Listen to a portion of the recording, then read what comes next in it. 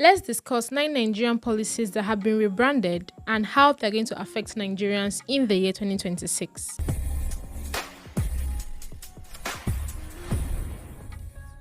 Hello guys, welcome to Solid Finance Podcast and it's Finance with Abbas. On today's episode, we're going to be talking about the rebranded Nigerian policies and how it's going to affect you and I that are living in Nigeria. But before I continue, do well to like, share and subscribe to our YouTube channel so you can get more finance content from us. Every year, the federal government makes new promises and new policies, but this year, they're promising something very different. Let's take a look at some of the policies that has been rebranded. Let's start with the economic diversification policy.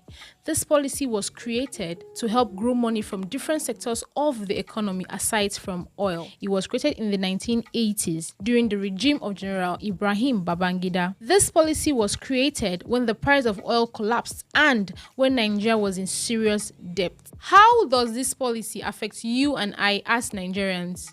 Well, it reduces our dependency on oil and helps us focus on other different sectors in the economy. It also increases the cost of living for every Nigerian. This year, the federal government rebranded this policy, but the thing is, nothing was changed from this policy. It was only reinforced because of the state of the Nigerian economy. We are aware that Nigeria has the highest number of unemployed graduates. So, the federal government introduced the job creation and the labor-intensive growth policy. This is the second policy that was rebranded.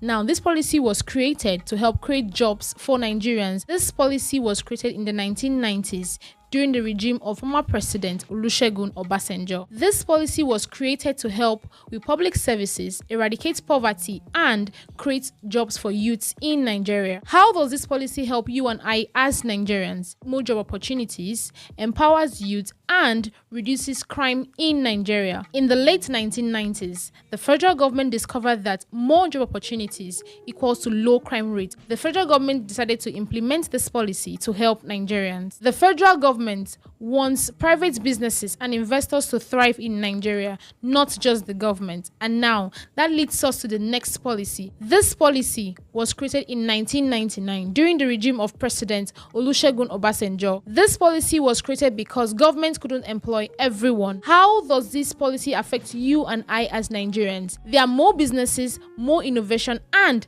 better services in our business sector. Everyone in Nigeria is now going into the forex market.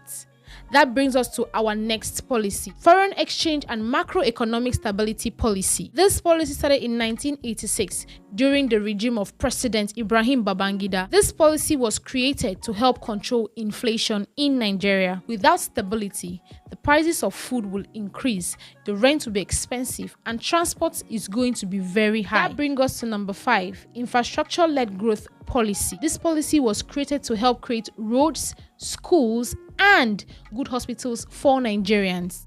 This policy started in 1970 during the regime of President Yakubu Gowon, and it was also rebranded during the regime of Obasanjo, Buhari, and now Tinubu. That brings us to number 6, revenue expansion and tax reform policy. This policy was created to help increase government income and make tax payments fairer and easier for every Nigerian. This policy was created in 1993 during the regime of General Sani Abacha, and also it was rebranded in 1994 during the regime of President Olusegun Obasanjo. Small businesses are protected because they don't have to pay so much tax, and tax collection is made easier for the federal government. POS machines was introduced in Nigeria in the early 2000s. This was because of the financial inclusion policy by former President Olusegun Obasanjo. This policy helps Nigerians in the banking and insurance sector. It made the Nigerian finance economy easy. We can now access money easily. We have less cash crime in Nigeria because people prefer to travel cashless. Next up, we have the Human Development Policy. This policy was created to help invest in Nigerians. This policy was created in 1970 and was also advanced in 2015 during Buhari's regime. Workers now have high income and there's now better learning for students. Instead of building roads, the government also invests to train students in higher institutions. Nigeria wants economic growth to benefit everyone. And now that brings us to the last policy, inclusive growth and social protection policy. This policy was created to eradicate poverty and to help with the insecurity in Nigeria.